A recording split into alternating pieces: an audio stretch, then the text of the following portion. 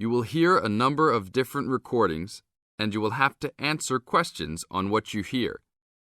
There will be time for you to read the instructions and questions, and you will have a chance to check your work. All the recordings will be played once only. The test is in 4 sections.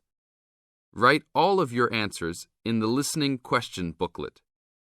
At the end of the real test, you will be given 10 minutes to transfer your answers to an answer sheet. Now turn to Section 1 of your booklet. Section 1. You are going to hear a conversation about renting an apartment. First, you have some time to look at questions 1 to 6.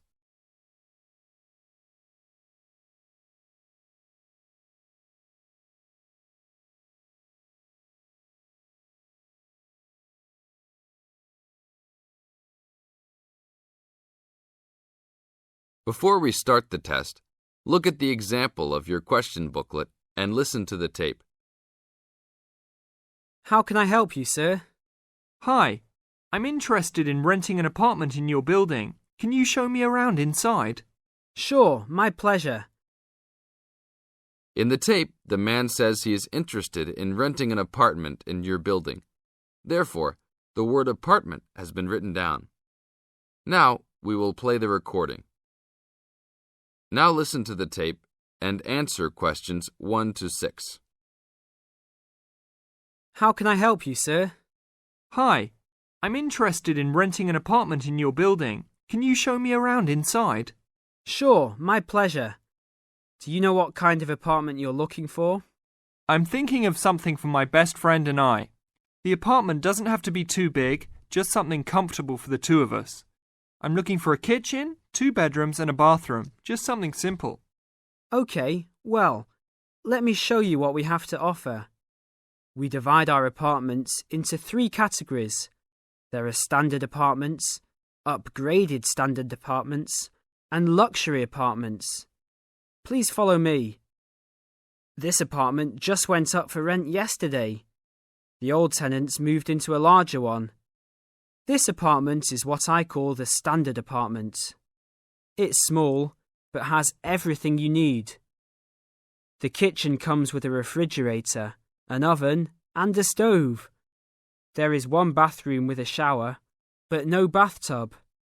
The rooms are a good size, and both have their own closets. The living room has enough space for a couch. We will provide a television for you. These apartments are very popular with students because they are affordable and practical. Right now, we are renting these out for only $1,000 a month. I think this is a little bit on the small side. There's no space for a dining table or even for an extra desk. We will both need room to study. If there are guests over, we hope to be able to have a dining table big enough for at least 4 people. Do you have anything slightly larger? Maybe just an apartment with a bigger living room? Well, let's take a look. Right now, we also have an opening for a luxury apartment. This apartment is larger. It has 3 bedrooms, and all 3 are larger than the last one. And there are 2 bathrooms, and all have bathtubs.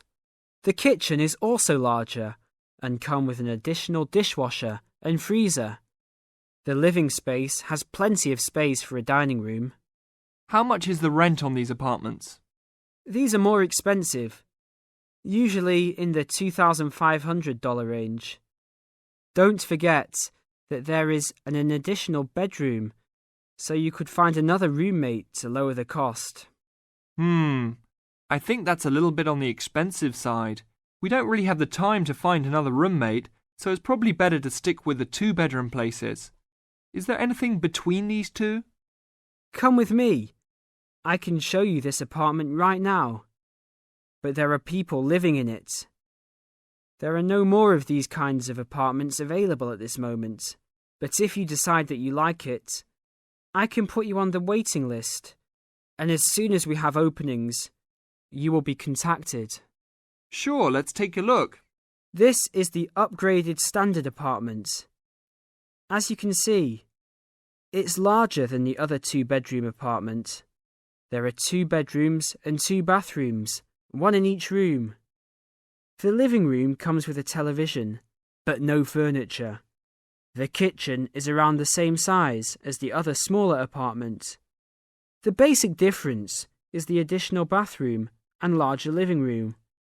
These rent for around $1,400. Now look at questions 7 to 10.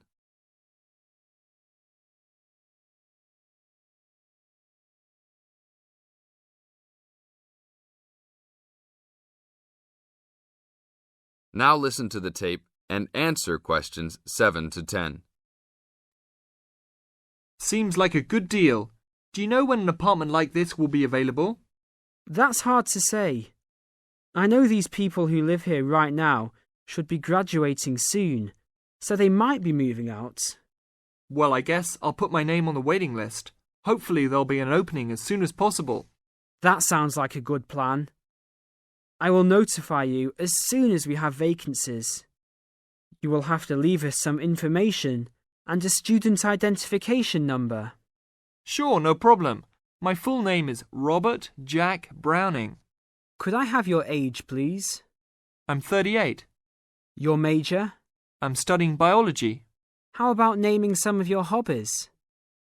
Fishing, golf, watching movies, and spending time with my family. Sounds like a good life. What is the price range of the apartment you are looking for? Somewhere between $1,000 to $1,500. Your student identification number, please. QS 45890. Could you repeat that? QS 45890. Lastly, could you leave us a phone number? Okay, it's area code 236 580 2287. Thank you very much. I will give you a call as soon as possible. This is the end of section 1. You now have 30 seconds to check your answers.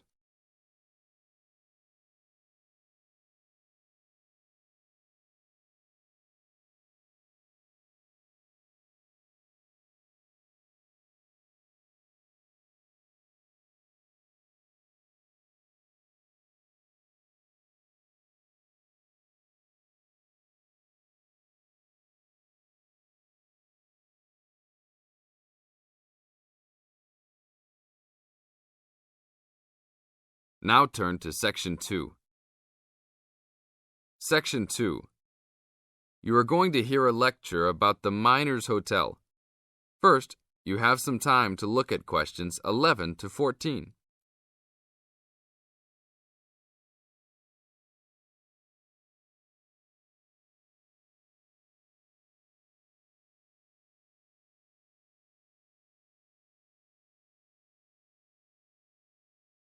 Now listen to the tape and answer questions 11 to 14.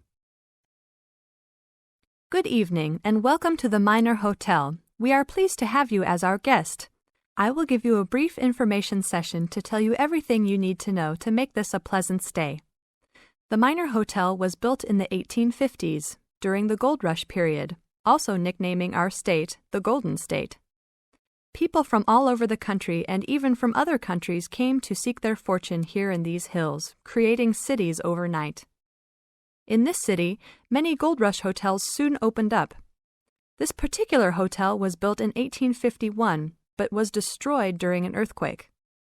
It was rebuilt in 1995 to recreate the feel of the Gold Rush, complete with articles and actual photographs from during the 1850s. Our hotel is divided into two buildings, one called the Gold Tower and the other is named the Fortune Tower. You will be staying in the Fortune Tower on the 25th floor, complete with great views of the city. Your room is the best room in the hotel, complete with private living room and hot tub. Here is your room card. On the card it will say FT, meaning Fortune Tower.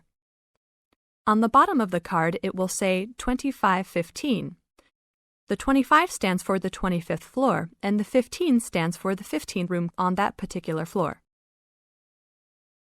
Now look at questions 15 to 20.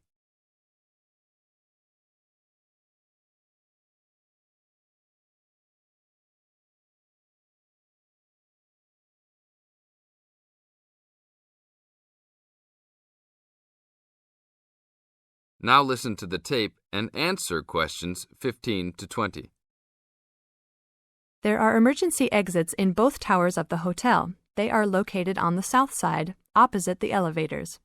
Please use these in case of a fire or other emergency. We have some special events happening this week. Our Miners Diner is offering a special Miners Buffet dinner this Friday and Saturday for only $20 per person. This special includes all food, not including drinks and alcohol, and shows for the night. The buffet will be available from 5 to midnight. Because of the historical significance of our hotel, there are some special rules. The first rule is that there is no smoking allowed anywhere in the building, not even in your own room. This is not only to ensure the safety and health of our guests, but also the furniture and pictures can be easily damaged by smoke and other harsh treatment. Please remember that there are items of furniture over 100 years old here, so respect the rules by not smoking. Secondly, please do not take pictures using a flash of any of the drawings and paintings in the rooms or hallways, as they are old and fragile. We are doing our best to preserve a national treasure, so please help us in doing so. Lastly, you will only have one set of towels and bed sheets per 3 days. This is to conserve the water supply, as there are frequent droughts this high up in the hills. If there are any further questions, the staff of the hotel will be available to answer your questions. In the event that no one is able to answer your questions, I will also be available from 8 a.m. to 5 p.m. each day in the concierge. I hope you enjoy your stay here with us. Thank you very much. This is the end of Section 2. You now have 30 seconds to check your answers.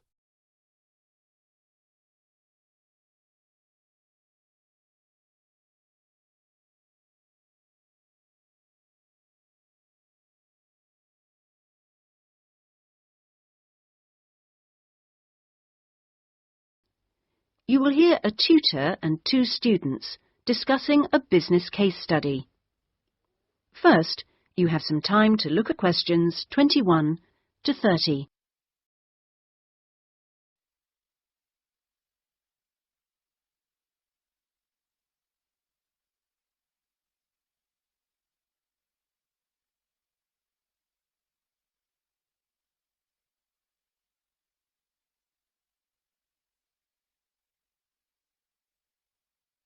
Now listen carefully and answer questions 21 to 30. Hi. Okay, so you're John and Sarah, I'm Neil, and you're having some problems with a project you're doing on the marketing module of the Business Studies course. Is that right? Yes, it's the one where we have to read the case studies of 6 businesses and assess their marketing and identify the main problems each one had. So what exactly is the problem? Well, we've been doing quite a lot of reading for it. Some of the readings we've looked at are quite difficult, but we still understand them, and they're interesting, so that's okay. It's taking a lot longer than we thought, though, so we're wondering if we can have an extension. We have a lot of other assignments too. Well, extensions can be granted. However, it sounds like you're having issues with the planning of your time. Neither of you are sick or have had an accident, which are the only reasons that extensions are usually granted. The university's scheduling of deadline dates is organised so you can complete things on time. Okay, we understand. We thought that would probably be the case. Well, let's see how you're doing with it. So you were given readings on 6 different companies. You needed to examine the main weaknesses of each company with regard to their marketing strategy. What did you find out about each company? Let's start with Stack Stationery. They were very experienced in marketing, as they have been in the stationery market for such a long time. Their profits have generally tended to increase continuously for many years. However, they had issues with their staff because they felt that too much money was being spent on marketing, but their wages did not increase for such a long time. Princeton Windows were quite successful initially, as their marketing led to an increase in sales of 50%. However, this decreased again after a few months, so it just led to profits for a short time. They need to think about how they can sustain any increase in profits for longer periods. MK Cars focused on the wrong thing, because they didn't really understand who their target market was. Most of their buyers of cars are young people, but they advertised in newspapers that older people usually read. It would have been better to go for magazines popular with the younger generation. You must learn everything you can about who you are selling to. Lakeside Golf was probably the most successful of the 6 companies. They managed to generate a long-term increase in membership over a 3-year period. The only real issue they had was that they weren't ready for the increase in numbers of people coming to play golf, so some people started to complain about the service there. Bryson's meets seemed to be a bit of a disaster really all round. They actually saw a drop in their numbers of buyers, though it seems fairly sure that this was related to other problems outside of the company, rather than their marketing. There was a scare about meat during the period we are studying, and that meant that people bought less, so it may not actually be the company's fault. Mojo's music shop, which sells CDs and DVDs, did pretty well. Their sales have been continuously increasing, and this is very good as they are in a very difficult market. A lot of people aren't buying music from shops anymore as they download it instead, so to keep going in that situation shows that they had a very successful marketing campaign. They will have to work hard on this though, due to the number of websites online providing the same service.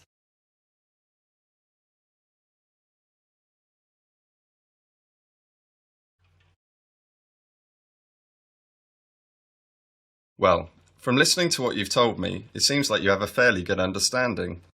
For the assignment, you also have to say what you think will happen in the future. Let's choose Mojo's music shop. What about you, Sarah? The company was established many years ago, and I'm fairly confident that this company can continue to be successful. As I said, they have shown that they have survived in a very competitive market. They had a very strong advertising campaign, and they seem very good at knowing where the market is going and how to change. What about you, John? Well, I'm not so sure actually.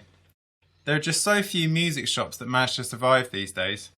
I do agree that they have been very innovative, but too many people want to buy things online, as it is so much easier and usually cheaper. Most young people don't even have DVD players these days and just listen to things on their phones. So I think eventually they will cease operating like most others. That's 2 very different opinions. It's been said that they have a very good management team, but I'm not sure I agree with that, as they're a bit inexperienced. I would disagree with you, Sarah, and say actually that their advertising campaign, although good, needs to be improved and more original in order to keep sales high. As John says, it's such a competitive market, they need to do everything they can. That is the end of part 3. You now have half a minute to check your answers.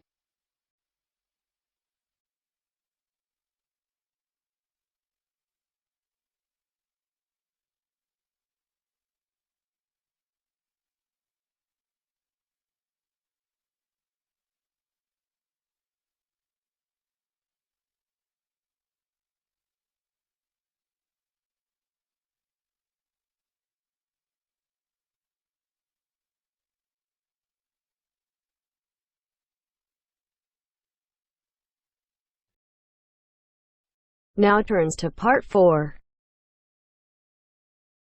Part 4. You are going to hear a lecture about the history of Indian railways. First, you now have some time to look at questions 31 to 40.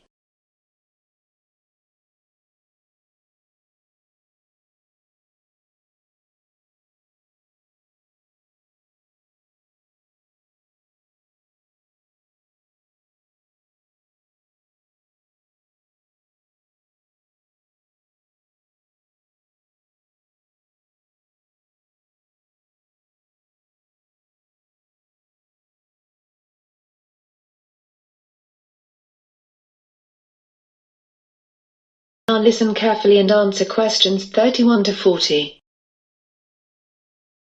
In today's lecture, we're going to be talking about the history of Indian railways, from when they began up until 1945, when they had all been taken over by the government. Indian Railways is an Indian state-owned enterprise, owned and operated by the Government of India through the Ministry of Railways.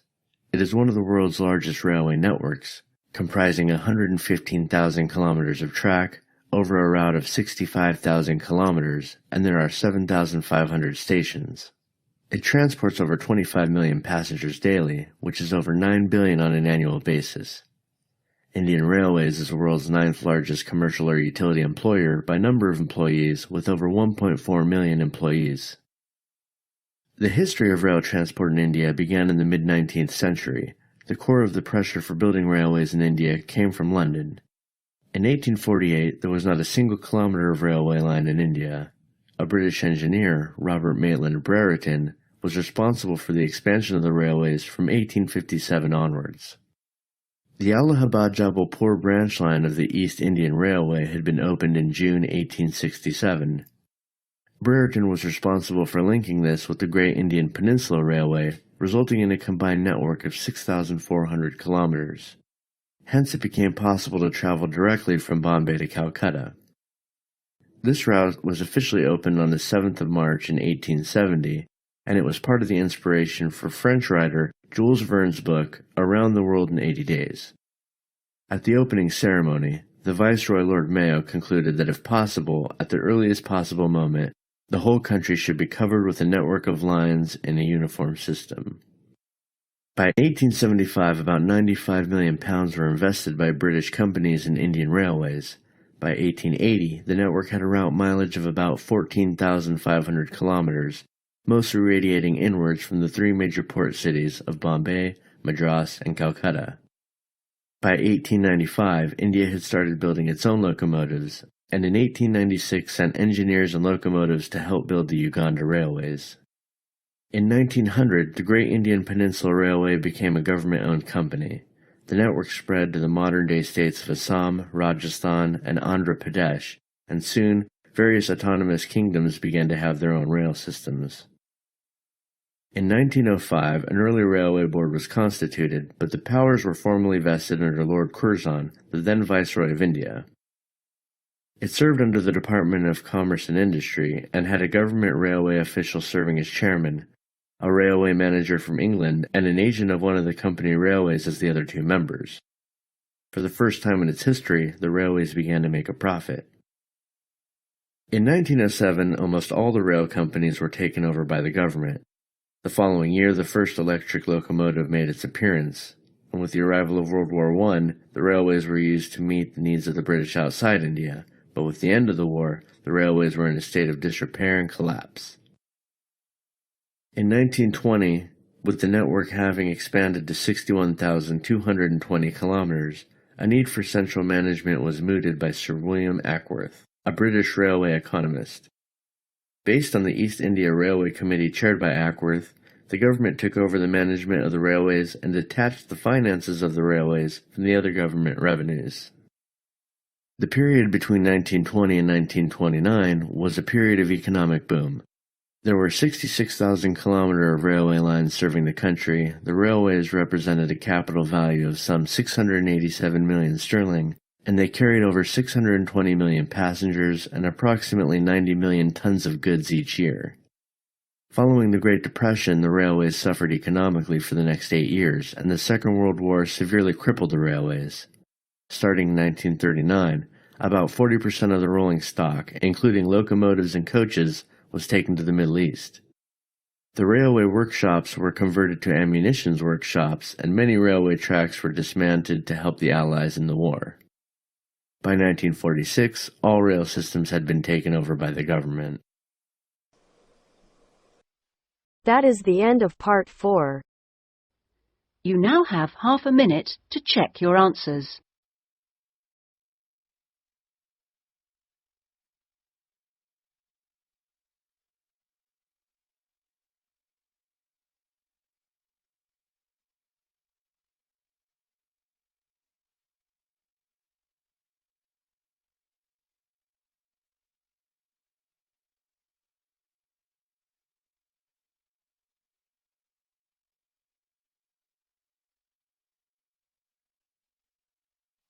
That is the end of the listening test. In the Ielts test, you would now have 10 minutes to transfer your answers to the listening answer sheet.